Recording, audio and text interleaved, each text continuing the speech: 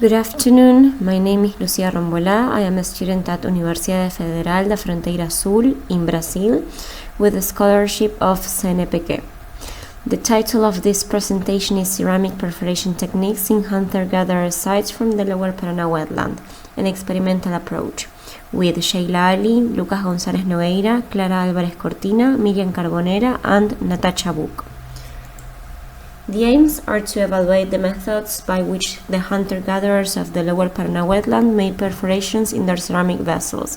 For that reason, we analyzed the perforated ceramics from the archaeological sites, and we conducted an experimental design to reflect on the technological choices, the effectiveness of the tools used for this task, the different ways of using them at different drying stages, and the traces left at the ceramic vessels. The manufacturing process stages, shape, and decoration have been the focus of ceramic research. However, some aspects of the technology, such as perforations and suspension holes, have received less attention. The same happened with the tools involved in the manufacture process, because sometimes they were unmodified objects that were difficult to distinguish from unused ones, or maybe they were not preserved in the archaeological record. Our theoretical approach comes from the anthropology of techniques, so we work with the concept of chain operatoire, which involves a series of actions that transform raw materials into finished products and organizes the objects, the sequence of actions, the knowledge, and the skills that are part of the manufacturing process. These actions are organized in a particular way in each society, and perceptions of material, mechanical, and functional aspects can vary from society to society. Besides, the adoption or rejection of a technique is often the result of an unconscious choice and is not necessarily linked to the effectiveness of the action. Lastly, the creation of any ceramic piece requires several steps, such as finding the clay, tempering water and wood, preparing the paste, assembling the vessel, and firing. All these activities involve the interaction between people and one or more technologies. We work with experimental archaeology to access the sociocultural context of the past through material remains in the present. In stage 1, we analyze El Espinillo site in Buenos Aires province, Argentina. In stage 2, we make an experimental design. The site is in the Lower Paraná Wetland, which is in the Rio de la Plata basin. The sites were of hunter-gatherers with low mobility that consumed fish, terrestrial fauna, mollusks, and vegetables.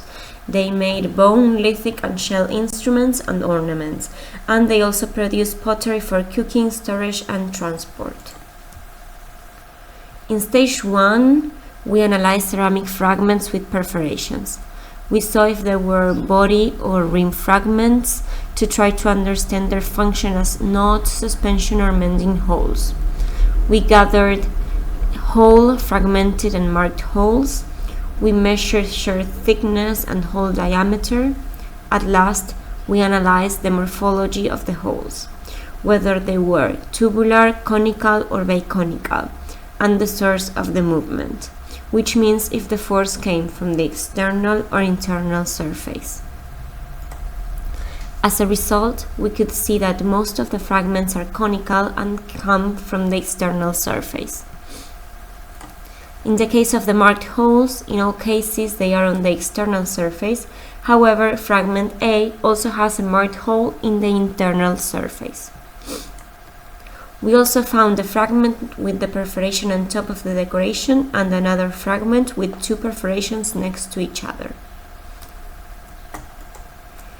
Additionally, we took into account these tools made with fish spines that have used wear traces which show evidence of perforation of skin and plants in the tip, and of smoothing ceramics, skin, and plants in the mesial sector. This made us think that they could also be used to perforate ceramics. In these tools, we analyzed the metric structure, geometry, and thickness of the apical end. In the second stage, we gathered the tools for the experimentation, guided by the following question. What objects artisans of the past might have used in the Lower Paraná Wetland?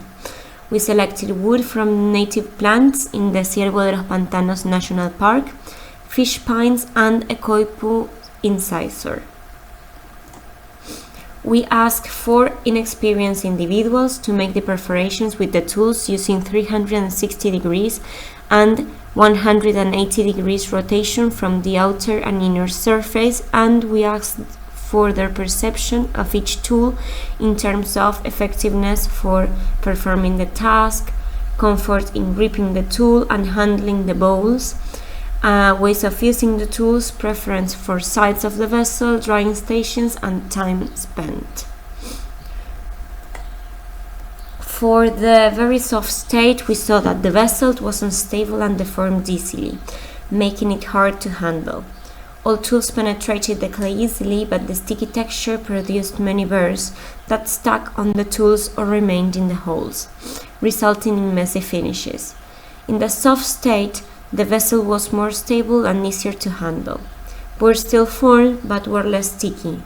All tools could make holes, through those some left untidy results that would need further cleaning. In the leather state, the clay was dry enough to avoid deformation, and the tools didn't stick. Burrs were easier to remove, saving time.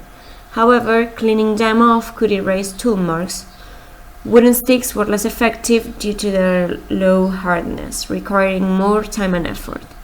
In the dry state, more pressure was needed, so the fish bone was used at 360 degrees and the wooden stick at 180 degrees. Piercing from the outer surface was preferred. Besides, wooden sticks were generally easy to handle, while spines and coipu incisive felt awkward due to their shape or size. Handling fish bones was more difficult than wood, as they hurt the hands when pressed. They were probably shaped by smoothing the surface for better handling. Also, we could see burrs usually appear on the opposite side of where the tool was applied, and that each tool leaves distinct marks and burrs. The whole shape didn't vary with different gestures. This means with 180 degrees or 360 degrees, but people felt differences in ease of use. Most of them preferred the 180 degrees rotation. Also, we see that each tool leaves a different trace that will later be removed. In general, we can see a tubular section in the soft, very soft, and leather state.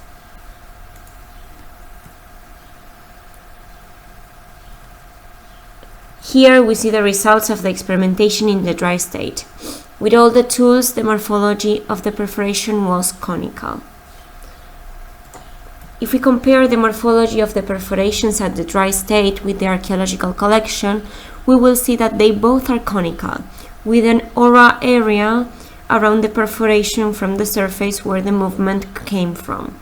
Also, the fragment with the decoration and the perforation on the top of it supports the idea that it was not in the first steps of the manufacture process.